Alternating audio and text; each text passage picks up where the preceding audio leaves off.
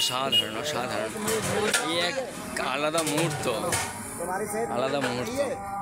এই ভিডিও আমি আগেও অনেকবার এসেছি, দেখেছি, কিন্তু এই যে কন্টিনিউটি, এই যে ধরে রাখা, আমি তো গত 5 বছর ধরে যদি বলি যে কন্টিনিউ এই সকালবেলা এবং বিকেলবেলা দুবেলা এই সাধু সেবা দেওয়ার ব্যবস্থা, এটা সত্যি একটা স্মরণীয় একটা মুহূর্ত।